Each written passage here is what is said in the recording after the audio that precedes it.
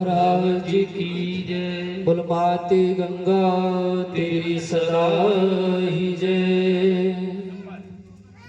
जातस्य हि ध्रुवो मृत्यु ध्रुवम जन्म मृतस्य जय।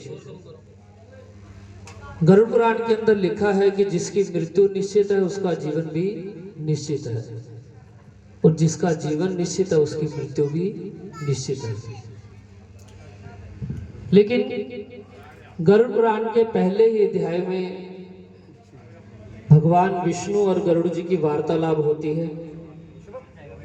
तो गरुड़ भगवान विष्णु से सिर्फ एक ही बात पूछते हैं कि प्रभु, मैं आपसे सुख के बारे में कुछ नहीं जानना चाहता, मुझे दुख का वर्णन सुनना है। भगवान कहते हैं कि अगर गरुड़ मैं तुम्हें दुखों का वर्णन अगर सुनाने लगूं तो तुम्हारी रूह कांप जाएगी। गरुड़ जी कहते हैं कि प्रभु, सिर्फ दुखों का वर्णन बताइए कि जिस दुख क्या होता है और मृत्यु होने के बाद हमारे साथ क्या होता है, और हम मोक्ष को क्यों नहीं पाते, उसका मूल कारण क्या है। भगवान कहते हैं कि हे गरुड़, मेरा नाम लेना तो बड़ा ही सरल है। जैसे 32 दांतों के बीच में जीवा रहती है, मेरे नाम लेने में किसी प्रकार की कोई दिक्कत नहीं होती। कृष्ण नाम लो तो थोड़ा सा जोर लगता है, विष्णु बोलो तो भी जोर लगता है, ब्रह्मा बोलो तो भी थोड़ा बहुत ज्यादा पेट खींचता है, लेकिन राम बोल के देखो, पता भी नहीं लगता कब आदमी बोल जाता है। बड़ा ही सरल शब्द है राम, और 3 अक्षरों से बना ये शब्द सैसे सीता, रैसे राम और लैसे लक्ष्मण।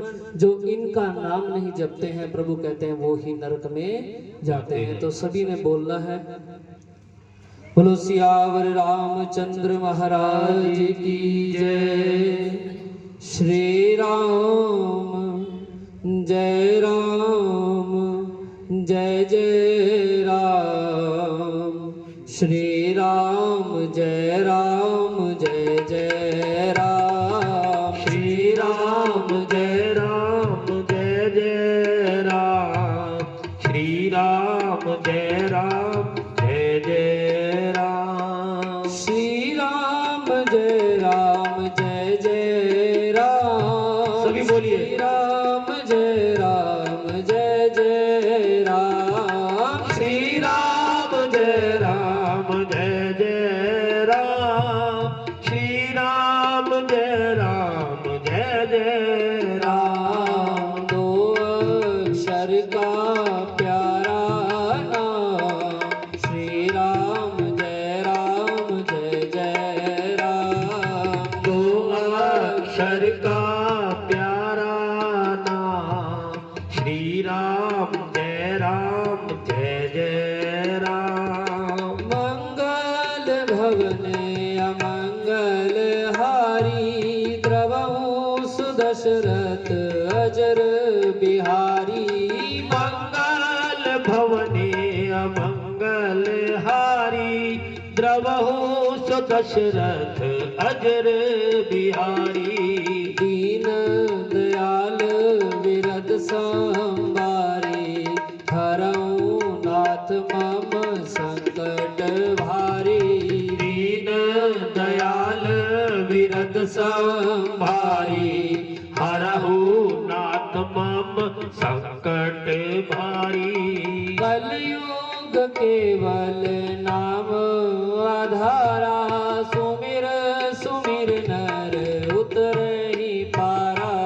कलयुग केवल नाम आधारा, सुमिर सुमिर नर उतरहि पारा।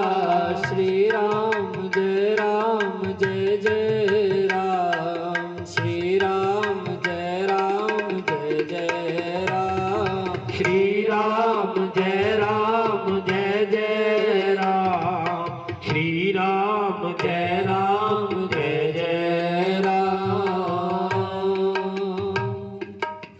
क्योंकि जब अर्थी घर पे पड़ी हो तो पार्थिव शरीर घर में रखा हो, जब उसको लेके जाते हैं तब भी मुख से एक ही शब्द निकलता है, राम नाम सत्य, और सत्य बोलो गत है। वास्तविकता में बड़ी ताकत है इस शब्द में। एक समय की बात है कि किसी के घर के अंदर कोई संतान नहीं थी। 50 साल 65 साल की उम्र में माँ बाप ने गुरु गद्दी से भगवान से प्रार्थना कर कर एक बेटे की प्रार्थना की, बेटा हुआ। बेटा होने के बाद माता पिता बहुत अच्छा कर्म करते थे, लेकिन जैसे जैसे बेटा बड़ा होता गया वो कुकर्म करने लग गया। इतना बड़ा हो गया कि गलत काम करता। माता पिता ने एक दिन अपने गुरुजी के पास लेके गए और बोला कि गुरुजी, पुत्र तो हुआ है लेकिन कर्म बहुत गंदे करता है, अच्छा कर्म नहीं करता, इससे अच्छा तो ना होता तो ज्यादा अच्छा होता। लेकिन संत ने कहा कि सुन तो मेरी बात, तू सिर्फ एक बार भगवान का नाम जप ले, तू प्रभु का नाम क्यों नहीं जपता? बोलता मेरे को दोबारा मत कहना, मैं नहीं जपूंगा। बहुत मिन्नतें करी। महाराज जी ने कहा कि ठीक है, तुझे अगर नहीं जपना तो सिर्फ एक बार मेरे कहने से जय श्री राम बोल दे, बस उसके बाद तुझे जीवन में कोई नहीं कहेगा। उस संत ने कहा, उस बालक ने मन से भगवान श्री राम का नाम लिया, और जैसे ही भगवान का नाम लिया तो जब वो जाने लगा तो संत ने आवाज देके कहा कि सुन मेरी बात तो सुनता जा। महाराज जी ने कहा कि जो तूने एक बार ये भगवान का नाम लिया है उसका फल तो जानता जा, उसका फल कितना मिलेगा सिर्फ ये सुन ले। भगवान ने, महाराज जी ने कहा कि जिस दिन तेरी मृत्यु हो जाए और जब काल तुझे पकड़ ले, जब यमराज तुझे दंड देने लगे, तो उस समय उनसे सिर्फ इतना सा पूछ लेना कि मैंने जीवन में कोई अच्छा काम नहीं किया, लेकिन एक बार गुरु के कहने से मैंने भगवान का नाम लिया है, उसका कितना फल मिलता है बस वो बता दो, उसके बाद जहां नरक में डालना है डाल देना, बस इतना सा पूछ लेना। कुछ समय बीता, माँ बाप को बहुत मारता पीटता गाली गलौज करता।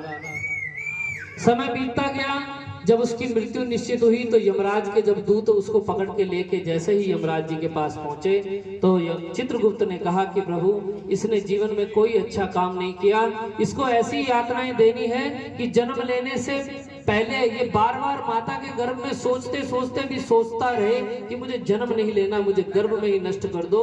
अगर मैंने जन्म ले लिया तो फिर मैं उसी बंधनों में बंध जाऊंगा, मैं जीना नहीं चाहता। तो जब ऐसी बात जब चित्रगुप्त ने यमराज जी से कही तो उस बालक को तुरंत अपने गुरु की बात याद आई। उसने कहा कि महाराज, मैंने जीवन में कोई अच्छा काम नहीं किया, लेकिन एक बार अपने गुरु के मुख से भगवान श्री राम का नाम लिया है, उसका कितना फल मिलता है बस ये बता दो। अब यमराज जी कहने लगे कि भगवान राम के नाम की गणना तीनों लोगों में कोई नहीं कर सकता, वो एक बार नाम लेने से कितना फल मिलेगा इसके बारे में मैं नहीं बता सकता, इंद्र देवता के पास चलो। अर्थी के 4 कंधे 4 दूत जब उसको लेके जाने लगे तो वो बालक कहता है कि यमराज जी से तुम्हें पता नहीं इसलिए एक दूत को हटा दो। यमराज जी से बोलता है कि आप मुझे कंधा दो। इंद्र के पास पहुंचे तो इंद्र ने कहा कि मैं भी भगवान के नाम की गणना नहीं कर सकता, एक बार नाम लेने का कितना फल मिलता है नहीं बता सकता। ब्रह्मा के पास चलो। तो ब्रह्मा जी के पास जब जाने लगे तो उस बालक ने कहा कि एक दूत और हटा दो। इंद्र को बोला कि आप मुझे कंधा दो। और ब्रह्मा जी के पास जब पहुंचे तो ब्रह्मा ने कहा कि भगवान शंकर के पास चलो, जो राम नाम की माला जपते रहते हैं वही बताएंगे कि एक बार बोलने का कितना फल मिलता है। तो जब भगवान शंकर के पास जाने लगे तो उस बालक ने कह दिया कि एक दूत और हटा दो। ब्रह्मा जी को कहा कि आप मुझे कंधा दो। ब्रह्मा जी, इंद्र जी और यमराज जी कंधा देते देते जैसे शंकर जी के पास पहुंचे तो भगवान शंकर से कहा कि इसने जीवन में कोई पुण्य कार्य नहीं किया, बस एक बार भगवान का नाम लिया राम का, उसका ये पुण्य फल जानना चाहता है। तो भगवान शंकर बोले कि मैं तो स्वयं भगवान राम के नाम की माला जपता रहता हूँ, मेरे तो वो इष्ट हैं, आराध्य हैं, उनके नाम का कितना पुण्य फल मिलता है मैं नहीं जानता, जिसका नाम है उसी के पास ले चलो। अब भगवान शंकर भी जब चलने लगे तो उस बालक ने कहा कि एक दूत और हटा दो। भगवान शंकर वो कहने लगे कि आप भी मुझे कंधा दो। अब भगवान शंकर, ब्रह्मा, इंद्र और यमराज कंधा देते हुए उस बालक को क्षीर सागर में लेके पहुंचे।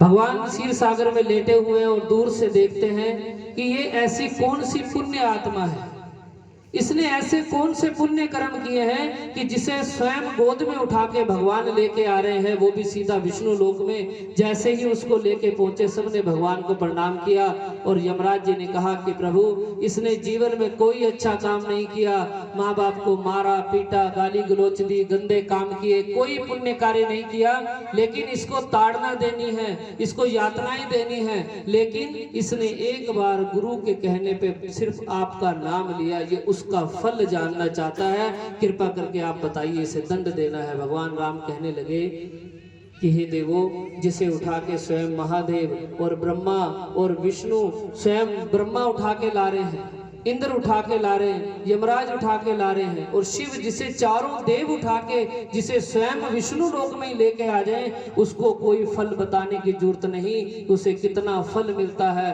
किए थे पाप कर्म और सीधा विष्णु लोक को पहुंच गया। कौन ले गए? भगवान उठा के ले गए, सिर्फ एक बार बोलने मात्र से। तो हमारे पास तो टाइम बहुत है। जैसे अभी राकेश भैया कहते थे कि घर बनाना है, वास्तविकता में घर बनाना बड़ा आसान है। घर कोई भी बना सकता है, ईंट पत्थर से घर बनाया, घर बनता है परिवार वालों से। अगर परिवार ही नहीं होगा तो वो घर किसी काम का नहीं। माता पिता ने घर बनाया किसके लिए? किसी और के लिए। हमने आज तक कुछ नहीं कमाया, जो भी कमाया किसके लिए? किसी और के लिए। कवि ने बड़ी सुंदर लाइनें लिखी हैं, बोलो माते गंगा तेरी सदा ही जय, चलो हटो आंखों से आंसू पोंछ डालो, वो देखो रेलगाड़ी आ रही है,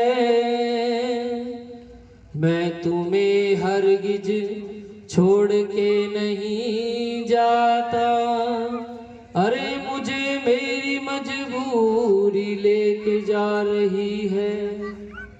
माँ कहती है कि मैं अपना घर बनाऊं तो कैसे बनाऊं, जो भी आता है एक ईंट गिरा जाता है, दीवार क्या गिरी मेरे कच्चे मकान की, हरे लोगों ने तो आने जाने का रास्ता ही बना दिया।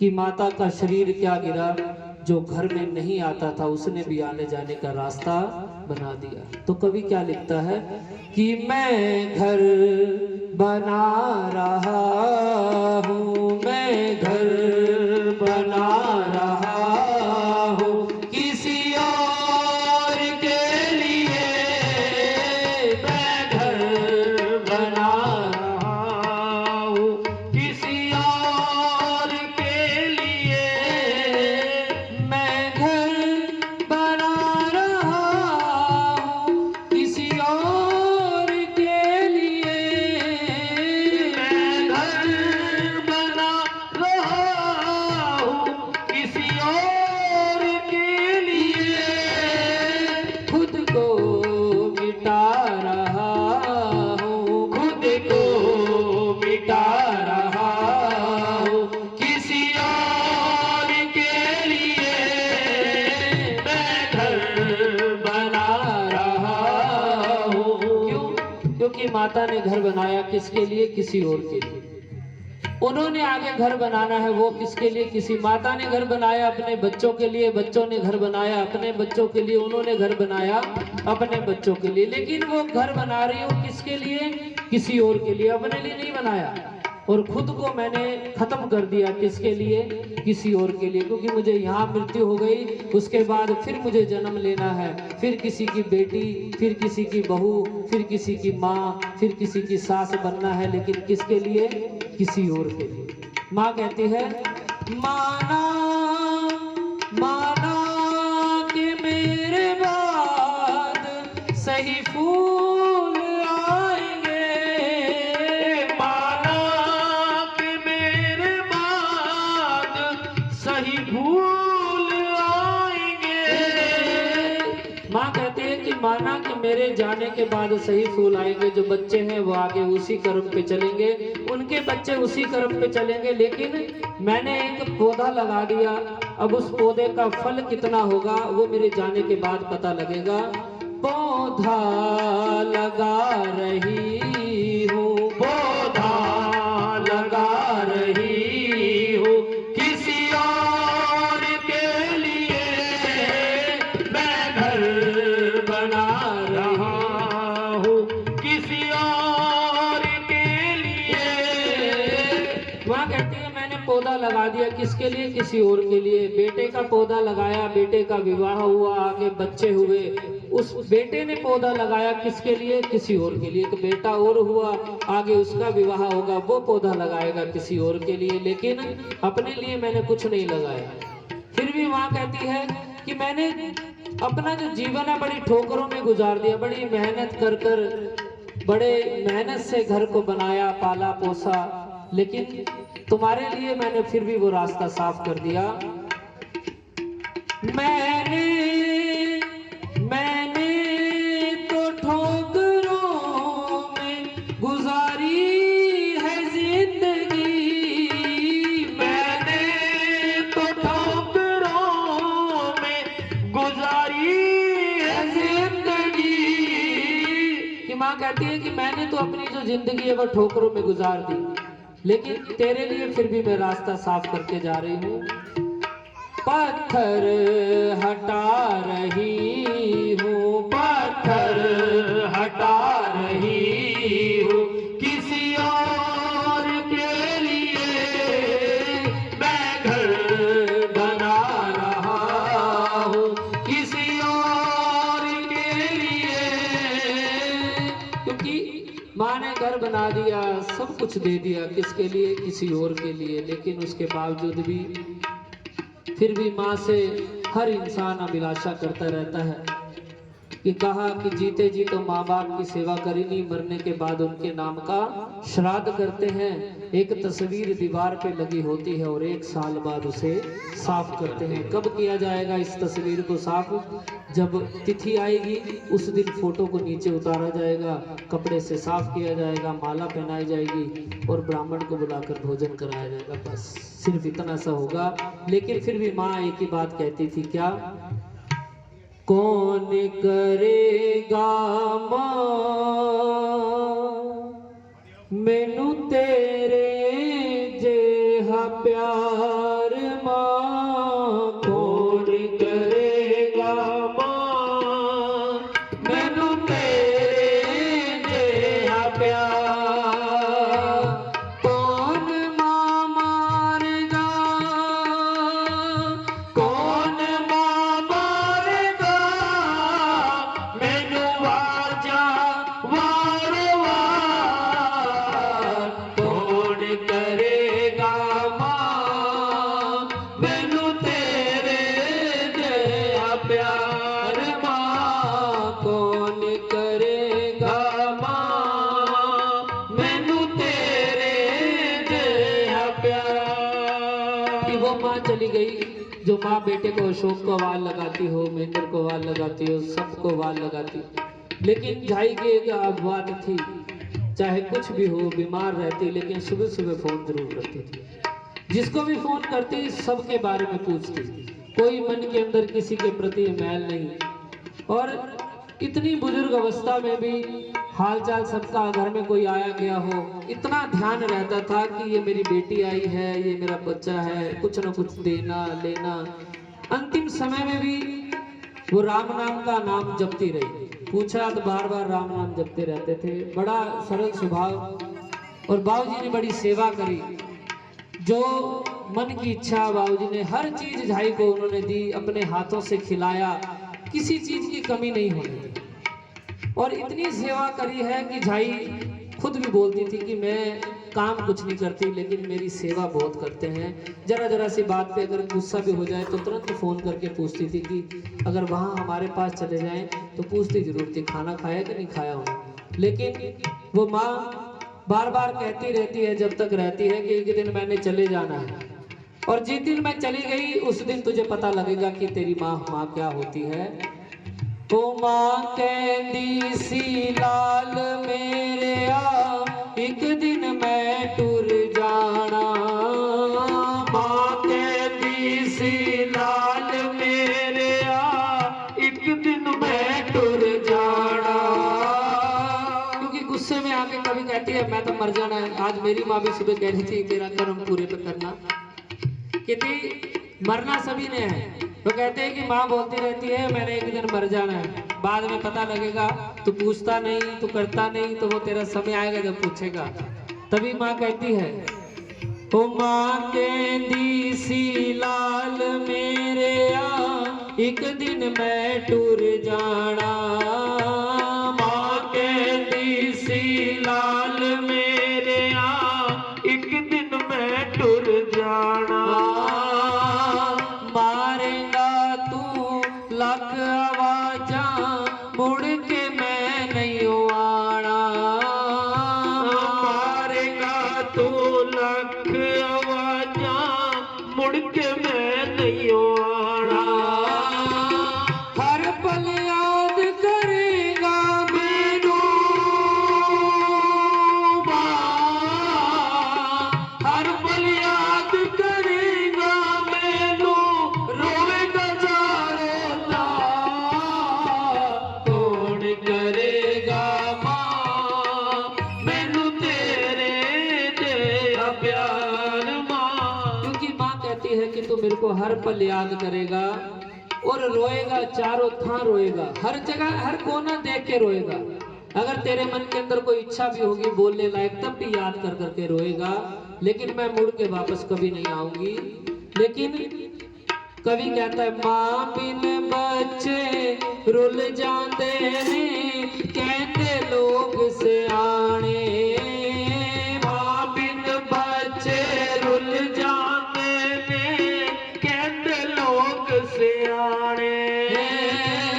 बिन मां दे बच्चियां दा भी दर्द कोई ना जाने। बिन मावा दे बच्चियां दा भी दर्द कोई ना जाने।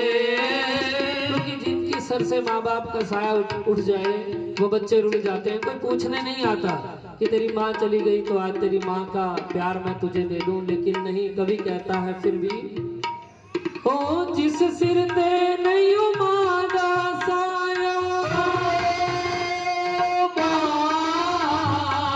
जिस सिर ते नहीं मां दा साया कोई न लेंदा सा कौन करेगा मां मैनू तेरे जैसा प्यार मां कौन करेगा मां मैनू तेरे जैसा प्यार। झूठी इस दुनिया विच लोगों मां दा नाम है सच्चा। झूठी इस दुनिया विच लोगों मां दा नाम है सच्चा।